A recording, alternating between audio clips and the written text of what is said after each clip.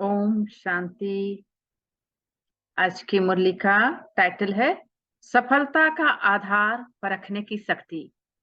मुरली का डेट है 23 जुलाई 1969। तो बाप दादा कहते हैं, बाप दादा एक एक को देखते हुए क्या देखते हैं? बाप दादा हर एक में चार बातें देख रहे हैं। वो कौन सी चार बातें हैं? हर एक ने अपना अपना विचार सुनाया।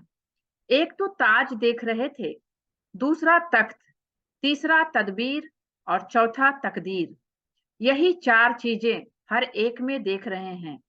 काम का ताज कौन सा होता है मालूम है? तो आज बाप दादा तख्त नसीन व ताजधारी वत्सों की सभा में आए हैं। ताजधारियों को ही इस संगठन में बुलाया है, लेकिन हर एक का ताज अपना अपना तथा यथाशक्ति ही है। यह तो देख रहे थे कि इस काम में कौन कौन किस किस ताज तख्तधारी बन बैठे हैं, किस किस ने कितना बड़ा ताज धारण किया है, वह छोटा धारण किया है, और ताज को सदा ही सिर पर रखकर चलते हैं, वह कभी कभी ताज को किनारे रख देते हैं। आप सभी भी अपने आप को जानते हो ना? क्योंकि सभी चुने हुए रत्न हैं, तो इतनी पहचान तो जरूर होगी ही। अपनी तकदीर और तदबीर की परख है। आप अपने को पूरा परख सकते हो। समझो, मिसाल के तौर पर आप एडवांस पार्टी में जाते हो, तो अभी अभी आपके पुरुषार्थ प्रमाण आपकी तकदीर क्या होगी, उनको समझते हो? अपने वर्तमान पुरुषार्थ और तकदीर को जानते हो? जब अपने को परख सकोगे, तभी तो दूसरों को परख सकोगे। यह जानने की भी जरूरत है, क्योंकि अब समय ही ऐसा आ रहा है जो कि परखने की शक्ति की आपको अति आवश्यकता है। सर्विस में सफलता पाने का मुख्य साधन ही यह है। जैसे जैसे परखने की शक्ति तीव्र हो जाएगी, वैसे वैसे ही सफलता भी मिलती जाएगी। परख पूरी ना होने कारण जो उसको चाहिए, जिस रूप से उनकी तकदीर जग सकती है, वो रूप उनको नहीं मिलता है। इसलिए ही सर्विस की सफलता कम मिलती है। कम सर्विस करने वाले की रिजल्ट क्या देखने में आती है कि प्रजा तो बहुत बन जाती है, वारिस बहुत कम। वारिस कम निकलने का मतलब ही है कि उनकी रग को पूरा परख नहीं सकते हो। मरीज की पूरी परख होती है, तभी तो ठीक औषधि मिलती है ना। फिर रोग भी खत्म हो जाता है। रोग खत्म हुआ, फिर क्या होगा? खास जो निमित्त बने हुए पांडव हैं, उनको भविष्य में आने वाली बातों को परखने की शक्ति चाहिए और निर्णय करने की शक्ति भी चाहिए। निर्णय के बाद फिर निवारण की शक्ति चाहिए, तभी सामना कर सकेंगे, और सामना करने के बाद यज्ञ की प्रत्यक्षता की सफलता पाओगे।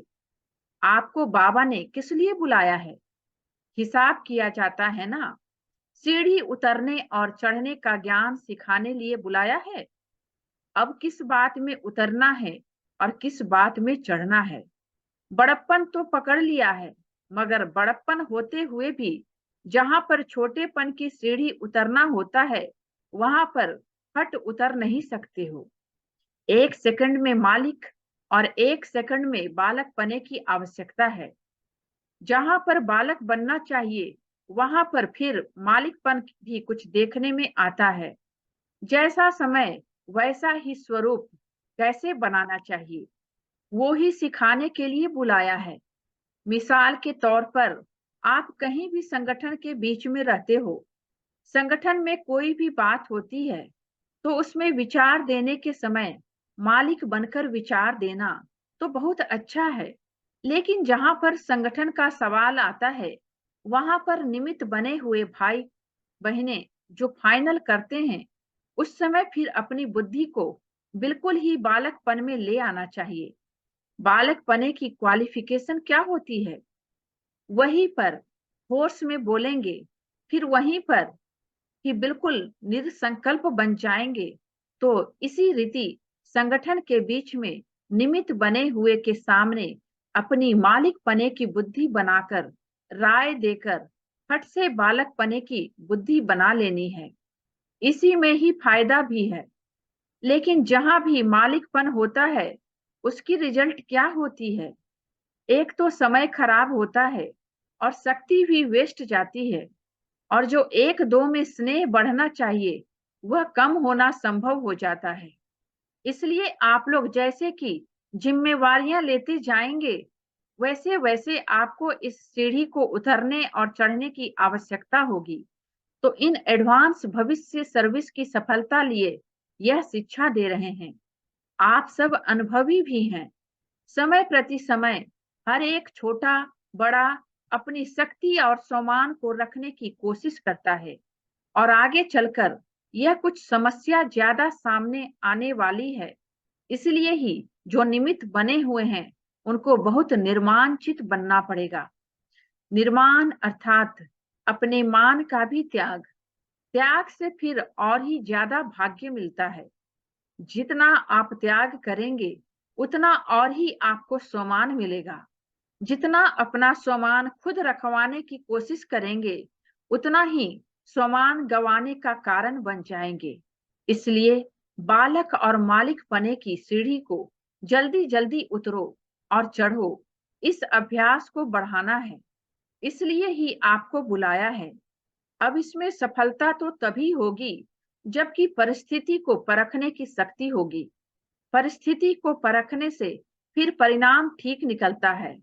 परखते नहीं हैं तो परिणाम उल्टा हो जाता है।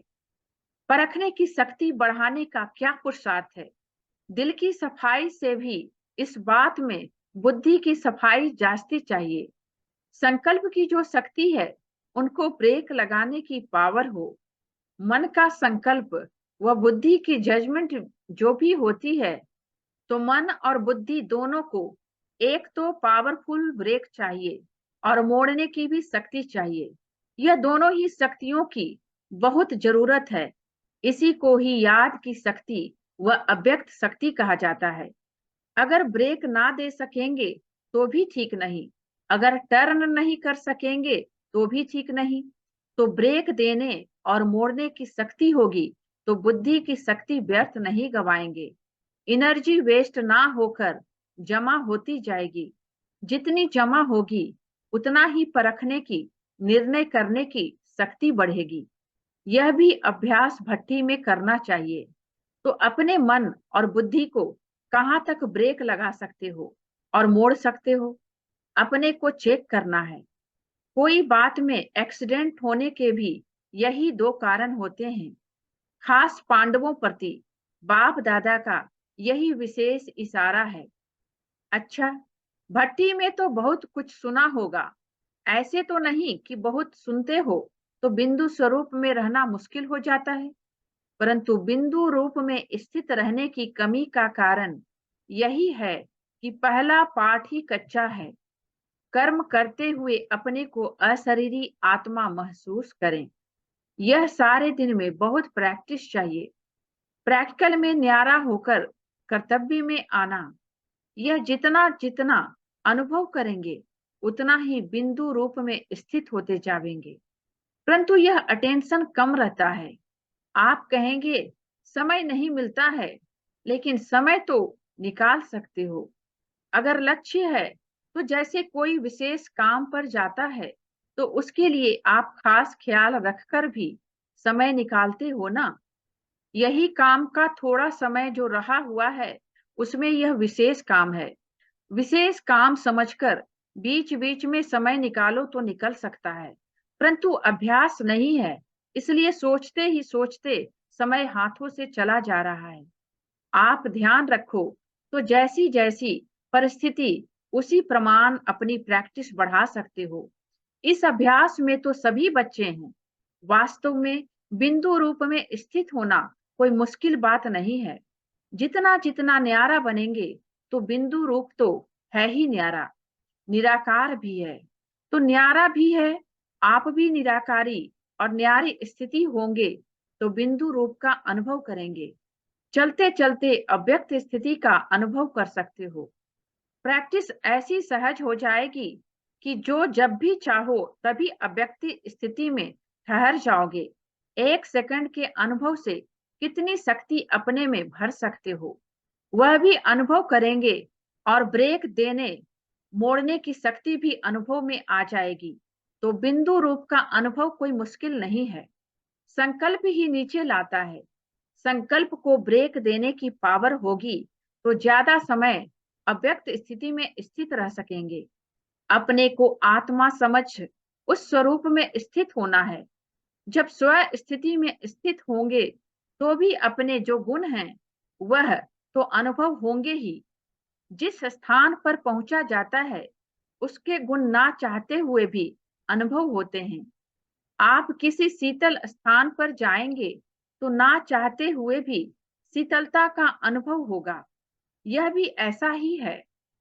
आत्म अभिमानी अर्थात बाप की याद, आत्मिक स्वरूप में बाबा की याद नहीं रहे, यह तो हो नहीं सकता है। जैसे बाप दादा दोनों अलग अलग नहीं हैं, वैसे आत्मिक निश्चय बुद्धि से बाप की याद भी अलग नहीं हो सकती है। क्या एक सेकंड में अपने को बिंदु रूप में स्थित नहीं कर सकते हो? अगर अभी सबको कहें कि यह ड्रिल करो तो कर सकते हो? बिंदु रूप में स्थित होने से एक तो न्यारेपन का अनुभव होगा और जो आत्मा का वास्तविक गुण है उसका भी अनुभव होगा। यह भी प्रैक्टिस करो, क्योंकि अब समय कम है, कार्य ज्यादा करना है। अभी समय जास्ती और काम कम करते हो। आगे चल करके तो समय ऐसा आने वाला है जो कि आप सभी के जीवन तो बहुत बिजी हो जाएगी और समय कम देखने में आएगा। यह दिन और रात 2 घंटे के समान महसूस करोगे। अब से ही यह प्रैक्टिस करो कि कम समय में काम बहुत करो। समय को सफल करना भी बहुत बड़ी शक्ति है। जैसे अपनी एनर्जी वेस्ट करना ठीक नहीं है, वैसे ही समय को भी वेस्ट करना ठीक नहीं है। एक एक की प्रजा प्रख्यात होगी। जब प्रजा प्रख्यात होगी तब पद भी प्रख्यात होगा। हर एक की प्रजा और भक्त प्रख्यात होंगे। भविष्य पद के पहले संगम की सर्विस में सफलता स्वरूप का यादगार प्रख्यात होगा। भविष्य पद प्रख्यात होगा। ऐसा समय आने वाला है जो कि आप अपनी कमाई नहीं कर सकोगे, परंतु दूसरों के लिए बहुत बिजी हो जाओगे। अभी अपनी कमाई का बहुत थोड़ा समय है, फिर दूसरों की सर्विस करने में अपनी कमाई होगी। अभी यह जो थोड़ा समय मिला है उसका पूरा पूरा लाभ उठाओ, नहीं तो फिर यह समय ही याद आएगा। इसलिए ही जैसे भी हो, जहां पर भी हो, परिस्थितियां नहीं बदलेंगी। यह नहीं सोचना कि मुसीबतें हल्की होंगी फिर कमाई करेंगे। यह तो दिन प्रतिदिन और विशाल रूप धारण करेंगी, परंतु इनमें रहते हुए भी अपनी स्थिति की परिपक्वता चाहिए। इसलिए ही समय का ध्यान और अपने स्वरूप की स्मृति और इसके बाद फिर स्थिति, इसका ध्यान रखना है। अच्छा, जिम्मेवारी का ताज बताया तो तख्त कौन सा था? नम्रचित का तख्त, जिस पर ही विराजमान होने से सारे काम ठीक कर सकेंगे। शक्ति सेना को तो एक रस का तख्त दिया था और पांडव सेना को निर्माण चित्त का दिया था। उस पर बैठ और जिम्मेवारी का ताज धारण कर भविष्य की पदवी बनाओ। तख्त से उतरना नहीं, इसी पर बैठकर काम करोगे तो कार्य सफल होगा। देखो, सारे दिन में जो आप काम करते हो उसमें 4 बातें कौन सी है जो कि आपके साथ रहती हैं? कॉमन और स्थूल बात पूछता हूं। एक तो कुर्सी साथ रहती है और दूसरा कलम, तीसरी फाइल, चौथी भागदौड़। इन चारों को लौकिक से अलौकिक मिलाओ। कुर्सी पर जब बैठो तो तख्त याद करो, कलम उठाओ तो कमल के फूल को याद करो, कमल का फूल बनकर कलम चलानी है। और फाइल को देखकर अपना पोता मेल याद करो कि मेरी फाइल में बाप दादा अभी क्या सही करते होंगे। और भागदौड़ तो है ही, सीढ़ी से उतरना और चढ़ना। यह प्रैक्टिस करो तो जहां पर भी बुद्धि को लगाना चाहता है हूं, लगती भी है कि नहीं, वैसे ही जैसे कि पांव जहां भी चलाने चाहो चलते हैं ना, इसी प्रकार से आपकी बुद्धि भी पांव मिसल हो जाएगी। अब बुद्धि को लौकिक से अलौकिक बातों में परिवर्तन करना है, तो अवस्था में भी परिवर्तन आ जाएगा। इस संगठन के रत्नों में क्या विशेष खूबी है? एक तो सभी स्नेही हैं, और दूसरा मेजॉरिटी सरेंडर बुद्धि है। तीसरा सर्विस के लिए हर वक्त तैयार रहते हैं, इसलिए ही एवर रेडी हैं। अब जिम्मेवारी का ताज मिलता है, उनमें इन सब विशेषताओं को रत्नों की तरह जड़ना है, तभी जिम्मेवारी को पूरी रीति संभाल सकोगे। यह गुण ताज की मनियां हैं, अर्थात शोभा है, इसको कायम रखना है। जैसा कर्म आप करेंगे, आपको ही देखकर सभी फॉलो करेंगे। एक स्लोगन और याद करना जरूरी है, छोटों को करो प्यार और बड़ों को दो रिगार्ड। प्यार देना और फिर रिगार्ड लेना है, यह कभी नहीं भूलना। यह संगठन सोना तो है, परंतु सोने पर सुहागा लगाया जाता है। उसके लिए बीच बीच में मधुबन के संगठन का स्थान हो। निमित्त बनी हुई बहनों की राय से ही समय प्रति समय संगठन होगा। प्रदर्शनी में भी कुछ नवीनता आनी चाहिए। अभी तो इतना ही समझते हैं कि यहाँ की नॉलेज अच्छी है। जो बात बतानी है, बिना पूछे देखने से ही समझें कि हमको अभी यह सहज रास्ता मिला है। इस लक्ष्य को रखकर बनाने की कोशिश करें, और टॉपिक में भी आकर्षण हो। परमात्मा के परिचय पर रख सकते हो, और लोग जो दूर भागते हैं उनको नजदीक लाना है। फिर उसमें धर्म के विचार वाले हों व कोई प्रकार हो, उसकी फिर पीठ भी करनी है। बिना पीठ किए सफलता नहीं होगी। जैसे म्यूजियम की सर्विस की है, उसकी भी पीठ करनी है। उनसे संपर्क रखना है, समय प्रति समय बुलाना है। भले संबंध रखना चाहिए जो उनको परिवार की महसूसता हो, तभी ही सर्विस की सफलता होगी। अच्छा, ओम शांति। तो थैंक यू बाबा का, और थैंक यू आप सबका। ओम शांति।